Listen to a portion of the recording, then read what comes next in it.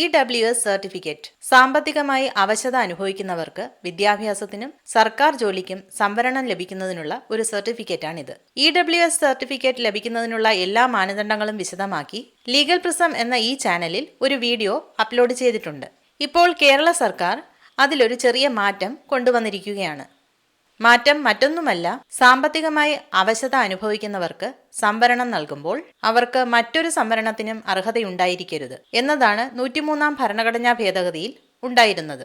അത് കേരളത്തിൽ നടപ്പിലാക്കിയപ്പോൾ സാമ്പത്തികമായി അവശത അനുഭവിക്കുന്നവർ മുന്നാക്ക വിഭാഗങ്ങളിൽ ഉൾപ്പെട്ടിരിക്കണം എന്ന വ്യവസ്ഥ വെച്ചിരുന്നു. മുന്നാക്ക വിഭാഗക്കാരുടെ ലിസ്റ്റും പ്രസിദ്ധീകരിച്ചിരുന്നു. ഉത്തരവിൽ അത് ഇങ്ങനെയായിരുന്നു: മുന്നാക്ക വിഭാഗങ്ങളിലെ സാമ്പത്തികമായി പിന്നാക്കം നിൽക്കുന്ന വിഭാഗങ്ങൾ എന്ന്. ഇപ്പോൾ അത് സംവരണാനുസൃതം പട്ടികജാതി പട്ടികവർഗ വിഭാഗത്തിലോ മറ്റ് പിന്നാക്ക വിഭാഗത്തിലോ ഉൾപ്പെടാത്തതും സാമ്പത്തികമായി പിന്നാക്കം നിൽക്കുന്നതുമായ വിഭാഗങ്ങൾ എന്ന് മാറ്റം വരുത്തിയിട്ടുണ്ട്. മറ്റൊരു സംവരണത്തിനും അർഹതയില്ലാത്ത സാമ്പത്തികമായി പിന്നാക്കം നിൽക്കുന്ന വിഭാഗങ്ങൾ എന്നായിരുന്നു ഉൾപ്പെടുത്തേണ്ടിയിരുന്നത്. OEC തുടങ്ങിയ ചെറിയ ചെറിയ സംവരണം ലഭിക്കുന്നവർക്ക് EWS അർഹതയുണ്ടോ എന്ന ആശയക്കുഴപ്പം ഇപ്പോഴും നിലവിലുണ്ട്. ഇപ്പോൾ സർട്ടിഫിക്കറ്റുകളുടെ ഫോർമാറ്റിൽ വ്യത്യാസം വരുത്തിയിട്ടുണ്ട്. വിദ്യാഭ്യാസ ആവശ്യത്തിന് പ്രത്യേകവും സർക്കാർ ജോലിക്ക് പ്രത്യേകവും ഫോറങ്ങൾ ഉണ്ട്. ഇതിൽ അന്ത്യോദയ അന്ന യോജന, പ്രയോറിറ്റി ഹൗസ് ഹോൾഡ് ഇവയ്ക്ക് പ്രത്യേകവും മറ്റുള്ളവയ്ക്ക് പ്രത്യേകവും ഇങ്ങനെ ആകെ 4 ഫോർമാറ്റുകൾ പ്രസിദ്ധീകരിച്ചിട്ടുണ്ട്. ഇതിൽ വിദ്യാഭ്യാസ ആവശ്യത്തിനുള്ള ഫോർമാറ്റിൽ OEC വിഭാഗത്തിലുള്ളവരെ EWSൽ നിന്നും ഒഴിവാക്കിയതായി നോട്ട് എഴുതി കാണുന്നു.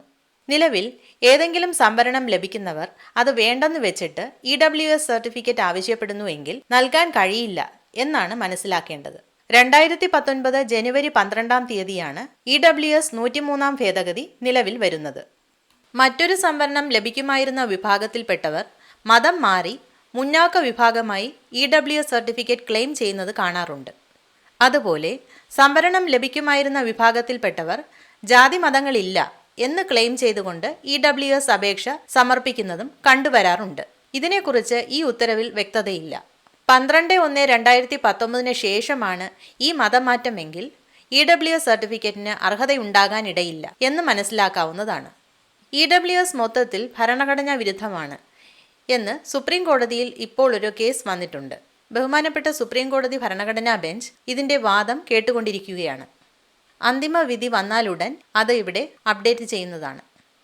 പുതിയ സർട്ടിഫിക്കറ്റ് ഫോർമാറ്റുകളും അത് നിഷ്കർഷിക്കുന്ന സർക്കാർ ഉത്തരവും താഴെ ഡിസ്ക്രിപ്ഷൻ ബോക്സിൽ അറ്റാച്ച് ചെയ്തിട്ടുണ്ട്. അത് പ്രിൻ്റ് എടുത്ത് ഉപയോഗിക്കാവുന്നതാണ്. ഈ സർട്ടിഫിക്കറ്റ് ഇതുവരെയും ഓൺലൈൻ ആയിട്ടില്ല. അതുകൊണ്ട് മാനുവലായി തന്നെ അപേക്ഷ ഫയൽ ചെയ്യേണ്ടതാണ്. അപേക്ഷാ ഫോറവും മറ്റും നേരത്തെ അപ്ലോഡ് ചെയ്ത EWS വീഡിയോയിൽ ഡിസ്ക്രിപ്ഷൻ ബോക്സിൽ അറ്റാച്ച് ചെയ്തിട്ടുണ്ട്. Thank you.